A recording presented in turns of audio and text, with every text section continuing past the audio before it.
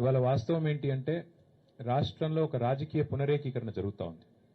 సింహం బయటికి వస్తూ ఉంది అంటే గుంటనక్కల గుండెల్లో ఇలా రైలు ఉరుకుతున్నాయి.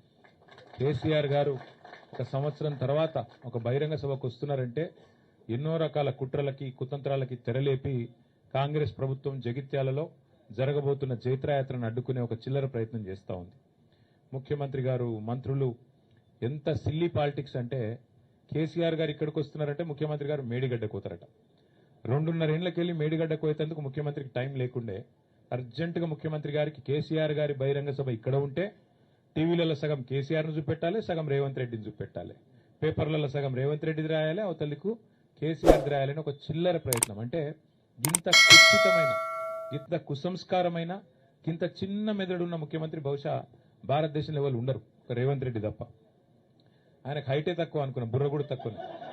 అంటే ఈ మాట ఎందుకంటున్నా అంటే నిజం గింత చిల్లరగా ఉండకూడదు రాజకీయం. కేసీఆర్ లాంటి ఒక నాయకుడు ఆయన ఇంకా గీ ఏజ్ లో గీ స్థాయికి చేరుకున్న తర్వాత ఆయనకు పేపర్ వాళ్ళు ఏం రాస్తారు, టీవీ వాళ్ళు ఏం చూపెడతారు, ఆయనకి ఏమైనా ఉంటుందా? జగిత్యాలకు వచ్చుడు, జనాలను కలుసుడు, అందరి ముందు మాట్లాడు, లక్షలాది మందితో సంభాషించుడు కేసీఆర్ గారికి తెలిసిందే గది, ఆయన ప్రస్థానమే అది. అట్లాంటిది ఇవాళ ఆయన ఇక్కడికి వస్తుంటే కోరుట్లకెళ్ళి వచ్చేటోళ్ళందరికీ ఇక్కడికి రానియకుండా రోడ్డు దవ్వుతారట. 3 ఏళ్లకెళ్ళి యాదికి రాలే రోడ్డు, ఇప్పుడే యాదికి వచ్చింది సడన్ గా. ఇంత చీప్ పాలిటిక్స్ ఇంత చిల్లర ప్రయత్నాలతో జగిత్యాలలో జన ప్రభంజనాన్ని అడ్డుకుంటామని రేవంత్ రెడ్డి గారు, అదేవిధంగా ఇక్కడున్న హైబ్రిడ్ ఎమ్మెల్యే, హైబ్రిడ్ కూడా కాదు, ఏం బ్రీడో ఇది, ఏ బ్రీడో ఆ బ్రీడ్ ఎమ్మెల్యే ఇక్కడ ఉన్నాయన ఏ పార్టీ ఆయనకే తెలియదు.